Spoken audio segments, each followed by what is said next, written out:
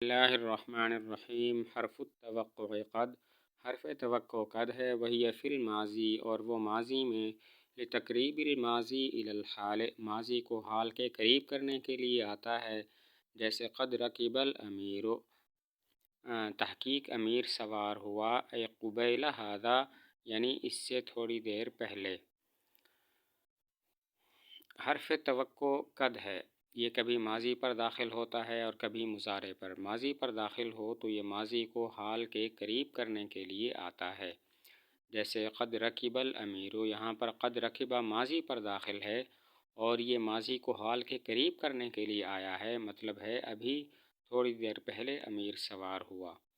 حرف توقع قد ہے، یہ کبھی ماضی پر داخل ہوتا ہے اور کبھی مضارع پر۔ ماضی پر داخل ہو تو یہ ماضی کو حال کے قریب کر دیتا ہے، جیسے قد رکب الامیر، یہاں پر قد رکبہ ماضی پر داخل ہے تو اس نے حال کے قریب کر دیا، یعنی امیر ابھی تھوڑی دیر پہلے سوار ہوا۔ وَلِأَجْلِ ذَلِكَ، اور اسی وجہ سے سمیت حرف التقریب ایضاً، اس کو حرف تقریب بھی اس کا نام رکھا جاتا ہے۔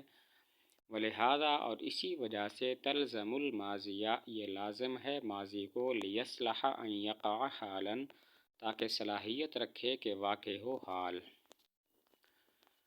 چونکہ قد ماضی کو حال کے قریب کر دیتا ہے تو اس پر دو چیزیں متفرع کی ہیں۔ نمبر ایک، اس کا نام حرف تقریب ہے، اسی وجہ سے اس کا نام حرف تقریب ہے، اور دوسری تفریع یہ ہے کہ ماضی جب حال واقع ہو تو اس پر قد کا داخل ہونا ضروری ہے تاکہ وہ حال بننے کی صلاحیت رکھے۔ اس کی وضاحت یہ ہے کہ حال اور اس کے عامل کا زمانہ ایک ہوتا ہے، لیکن جب ماضی حال واقع ہو تو وہ زمانہ ایک نہیں رہتا، جیسے جاءنی زید رکب ابوہ، آیا میرے پاس زید جس کا باپ سوار ہوا، تو اس کا مطلب ہے کہ اس کے باپ کا سوار ہونا پہلے ہے اور زید کا آنا بعد میں ہے، تو یہ زمانہ ایک نہیں رہا، حالانکہ حال اور اس کے عامل کا زمانہ ایک ہونا ضروری ہے۔ تو قد داخل کرنا ضروری ہوگا تاکہ یہ حال کے قریب کر دے اور اس کا حال بننا صحیح ہو جائے۔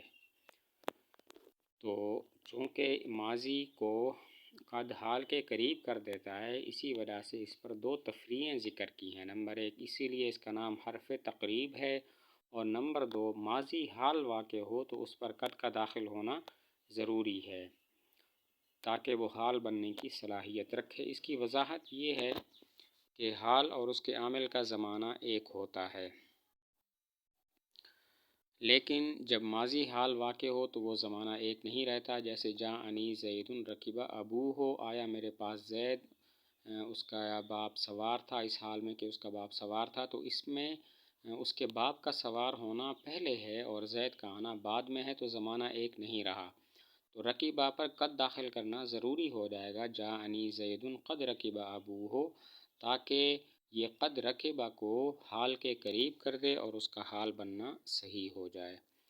وقد تجیء للتاکید، اور کبھی آتا ہے تاکید کے لیے، اذا کان جواباً، جبکہ وہ جواب ہو، لمن یسأل، اس شخص کا جو سوال کرے، هل قام زید، کیا زید کھڑا ہوا، تو تم کہو گے قد قام زید، تحقیق زید کھڑا ہوا۔ کبھی قد ماضی پر داخل ہو تو تاکید کے لیے بھی آتا ہے، مثلا کوئی سوال کرے حل قام زید، کیا زید کھڑا ہوا، تو آپ کہیں قد قام زید، تحقیق بے شک زید سوار ہوا۔ یہاں پر قد ماضی پر داخل ہے لیکن تاکید کے لیے ہے۔ کبھی قد تاکید کے لیے بھی ہوتا ہے، مثلا کوئی سوال کرے حل قام زید، کیا زید کھڑا ہوا، تو آپ کہیں قد قام زید، بے شک زید کھڑا ہوا۔ یہاں پر قد ماضی پر داخل ہے اور یہ تاکید کے لیے ہے۔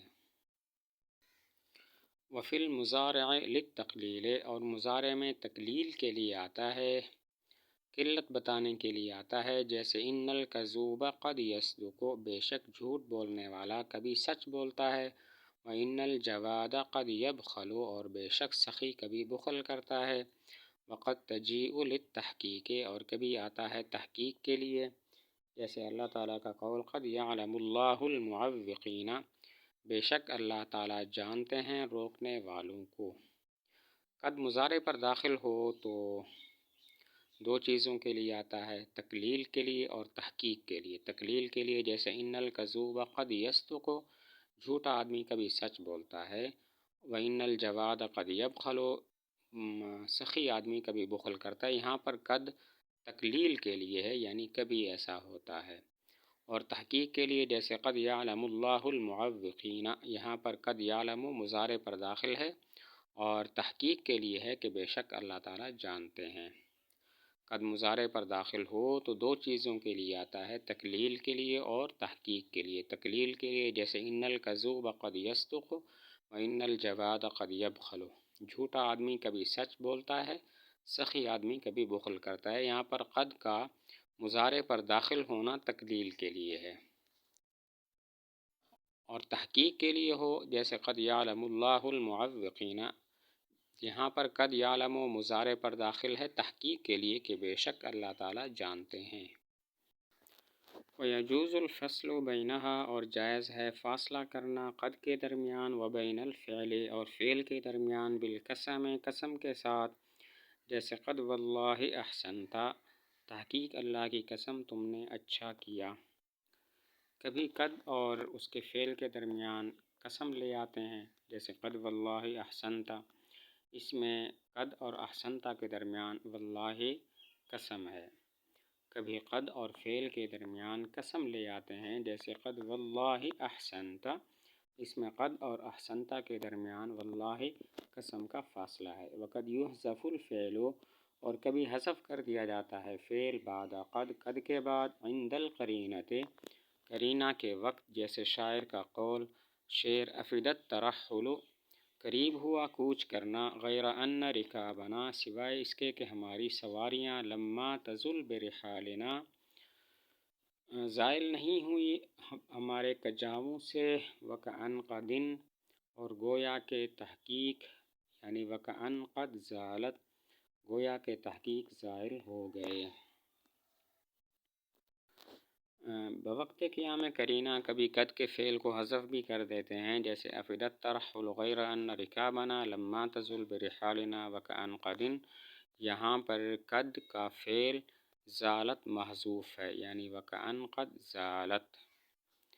کبھی بوقت قیام قرینہ قد کے فعل کو قد کے بعد والے فعل کو حذف کر دیتے ہیں، جیسے افدت ترحل غیر ان رکابنا لما تزل برحالنا وکأن قد۔ یہاں پر جو تنوین ہے وہ تنوین ترنم کی ہے، تو قد کے بعد فعل محذوف ہے، یعنی کأن قد زالت۔ شعر کا ترجمہ ہے کہ ہمارا کوچ کرنا قریب ہو گیا، لیکن ہماری جو سواریاں ہیں ان کے کجاوے ان کے ساتھ ہمیشہ رہے ہیں، وہ زائل نہیں ہوئے، لیکن گویا کہ وہ کجاوے زائل ہو گئے، ہٹ گئے، کیونکہ ہمارا کوچ کرنے کا پکا ارادہ ہو گیا ہے۔